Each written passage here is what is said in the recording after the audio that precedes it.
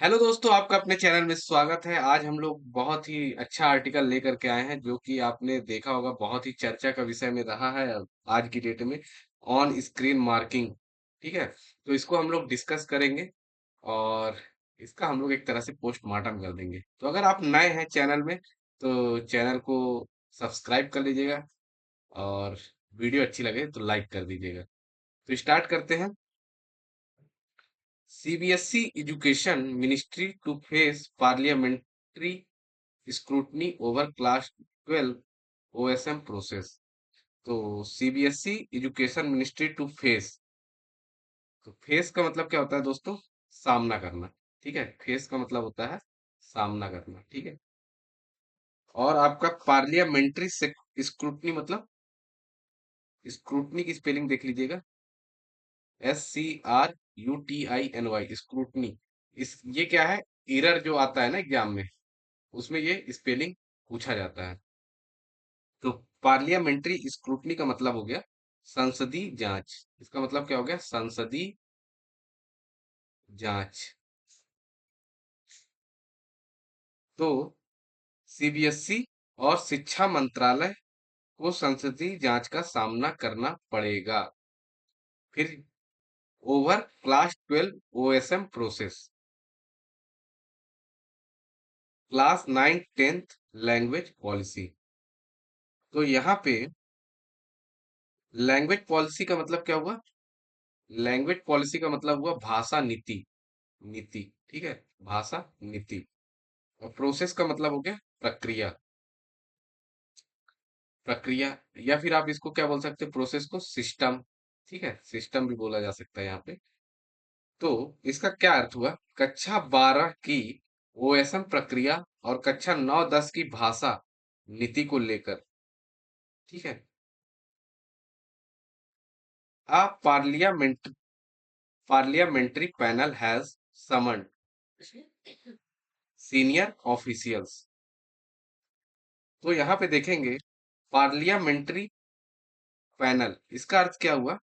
संसदीय समिति। ठीक है, संसदीय समिति। पैनल का मतलब हो गया समिति। ठीक है, संसदीय समिति हैज समन्ड मतलब समन करना। मतलब देखे होगे कई बार ईडी, जब अरविंद केजरीवाल जी जेल में थे, मतलब बाहर थे, तो कई बार ईडी ने समन किया था तो वो नहीं जा रहे थे। तो समन वर्ड आपने काफी बार सुना होगा। समन का मतलब होता है बुलावा या तलब करना। ठीक है,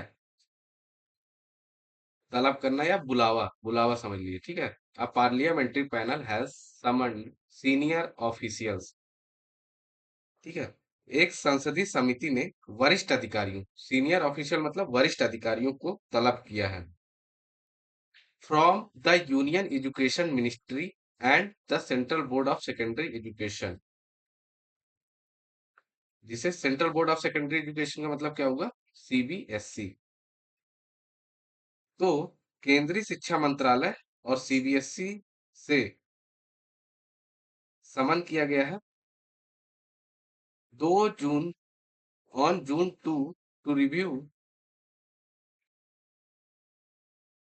on June 2 to review the implementation of the on-screen marking system।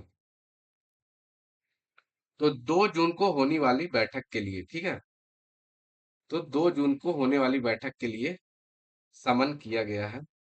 To review मतलब समीक्षा करना। टू रिव्यू का मतलब क्या हो गया? समीक्षा करना, या टू एग्जामिन, एग्जामिन भी बोल सकते हैं। ठीक है, to examine the implementation. Implementation मतलब लागू करना।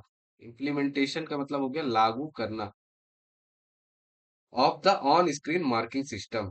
ऑन स्क्रीन मार्किंग प्रणाली को लागू होने की समीक्षा करने के लिए in class 12th board exams and the issues faced bye students during the post result process. इसका मतलब क्या हुआ? इशू मतलब क्या हो गया? पहली चीज, इश्यूज का मतलब हो गई समस्याएं। समस्याएं, ठीक है। Faced by student during the poster process मतलब परिणाम के बाद की प्रक्रिया।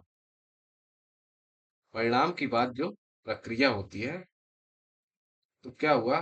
और परिणाम आने के बाद छात्रों को हुई समस्याओं को की जांच के लिए, according to a notice issued by the Rajya Sabha secretariat on Monday.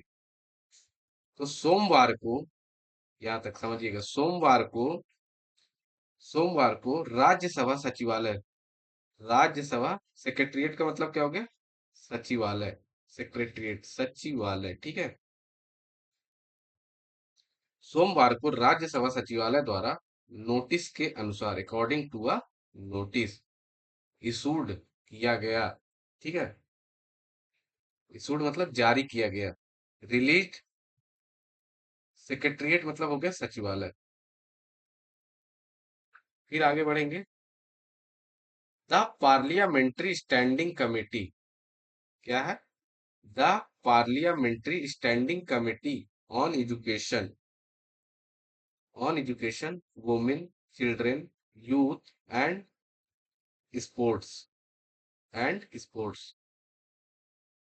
तो क्या हो गया, शिक्षा, एजुकेशन का मतलब हो गया शिक्षा, महिला, बच्चे, युवा और खेल संबंधी संसदीय स्थायी समिति। स्टैंडिंग कमेटी मतलब, स्टैंडिंग कमेटी का मतलब हो गया, देखो ये स्टैंडिंग कमेटी है ना, स्टैंडिंग कमेटी का मतलब हो गया स्थायी समिति।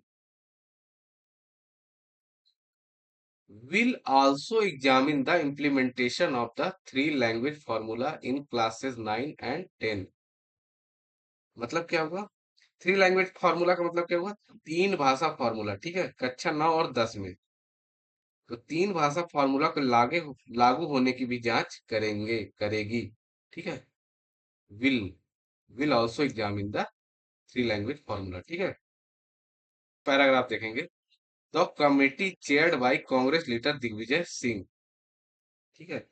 तो दिग्विजय सिंह की अध्यक्षता वाली समिति, चेयर्ड बाय मतलब अध्यक्षता में, ठीक है, या फिर headed by, has called school education secretary Sanjay Kumar and CBSE chairman Rahul Singh, ठीक है, ने स्कूल शिक्षा सचिव संजय कुमार और सीबीएसई अध्यक्ष राहुल सिंह को बुलाया, to appear before it. To appear before it मतलब ताकि वे समिति के सामने उपस्थित हो। अपीयर बिफोर मतलब उपस्थित होना। अपीयर बिफोर का मतलब क्या होता है, उपस्थित होना, ठीक है, या प्रेजेंट होना, present on sale. The meeting agenda includes a review of the use of on-screen marking in grade 12 exam। कक्षा 12वीं की परीक्षाओं में ऑन स्क्रीन मार्किंग के उपयोग की, and and issues faced by student consequent to, consequent to का मतलब क्या हो गया, के परिणाम स्वरूप, the process the notice stated. और इस प्रक्रिया के कारण छात्रों को हुई समस्याओं की परिणाम स्वरूप। The panel will also discuss the application of three language formula. तो यहाँ पे समिति जो है तीन भाषा फॉर्मूला के लागू होने पर भी चर्चा करेगी। एप्लीकेशन मतलब लागू करना, इम्प्लीमेंटेशन हो गया, ठीक है, इन क्लास 9 10, कक्षा 9वीं और 10वीं में, according to the notice. The CBSE recently faced criticism from students and parents. हाल ही में सीबीएसई के छात्रों और अभिभावकों की आलोचना का सामना करना पड़ा। क्रिटिसिज्म मतलब आलोचना, ठीक है, क्रिटिसिज्म मतलब आलोचना, complains,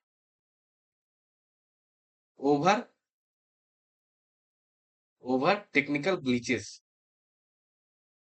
payment failures and access related issues. इसका मतलब क्या हुआ, तकनीकी खराबियों, भुगतान विफलताओं और एक्सेस संबंधी समस्याओं को लेकर, ठीक है। टेक्निकल ग्लिच तो आपको पता ही होगा, आज की डेट में तकनीकी गड़बड़ियां जो भी है। पेमेंट फेलुअर आप देखते ही रहते हो आज दिन। एक्सेस रिलेटेड इशू मतलब पहुंच संबंधी समस्याएं। During the verification and re process for class 12th result.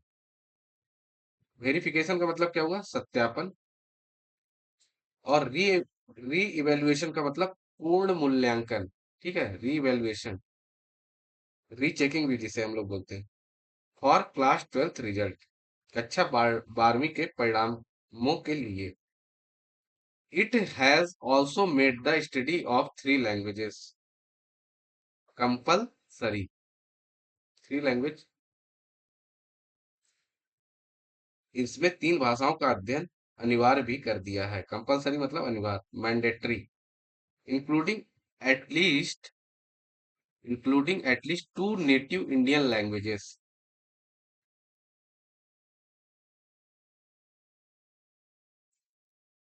भारतीय मातृभाषाएं, ठीक है, जिसमें कम से कम 2 भारतीय भाषाएं शामिल होंगी। नेटिव इंडियन लैंग्वेजेस, भारतीय मातृभाषाएं, for class 9 students beginning July 1, 1 जुलाई से कक्षा 9 के छात्रों के लिए।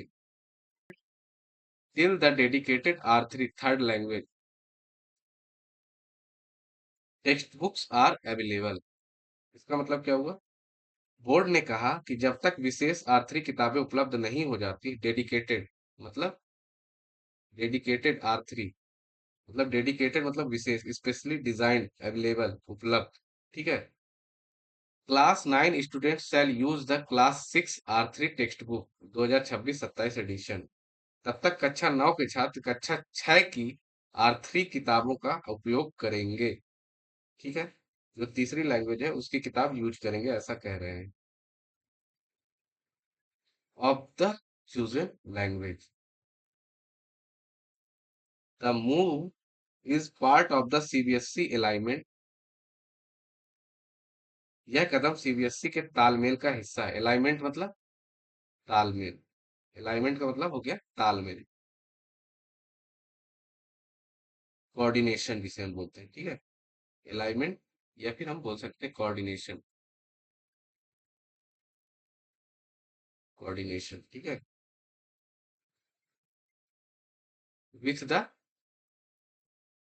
With the national education policy 2020, राष्ट्रीय शिक्षा नीति 2020 के साथ। National curriculum framework for school education 2023 और राष्ट्रीय पाठ्य चर्चा ढांचा 2023 के साथ। सर्कुलम फ्रेमवर्क मतलब पाठ्यचर्या ढांचा। तमिलनाडु हैज, यहाँ पे देखेंगे कि क्या है, Tamil Nadu has opposed the 3 language formula. ठीक है, अपोज मतलब विरोध किया, रेसिस्टेड। ठीक है, अपोज्ड, या फिर हम इसको रेसिस्टेड भी बोल सकते हैं, रेसिस्टेड। 3 लैंग्वेज फॉर्मूला, तमिलनाडु ने 3 भाषा फॉर्मूलों का विरोध किया है, saying it places an unfair burden on non Hindi speaking state and, ठीक है, अनफेयर बर्डन मतलब अनुचित बोझ। अनफेयर बर्डन का मतलब क्या हुआ? अनफेयर बर्डन का मतलब क्या हुआ? अनुचित बोझ on non Hindi speaking state मतलब गैर हिंदी भाषा राज्यों पर, है ना, and undermines regional linguistic identity means, और यह क्षेत्रीय भाषी पहचान को कमजोर करता है। अंडरमाइन मतलब कमजोर करना, अंडरमाइंस का मतलब हो गया कमजोर करना। रीजनल, जो उस राज्य की या देश की भाषा जो पहचान है, लिंग्विस्टिक आइडेंटिटी मतलब भाषाई पहचान। The state has followed a 2 language policy Tamil and English. राज्य जो है 2 भाषा नीति का पालन करता आया है, पॉलिसी, रूल, तमिल और अंग्रेजी की। तो वीडियो कैसी लगी जरूर बताइएगा, और वीडियो अगर अच्छी लगी हो तो चैनल को सब्सक्राइब कर लीजिएगा और वीडियो लाइक कर दीजिएगा। Thank you for watching this video.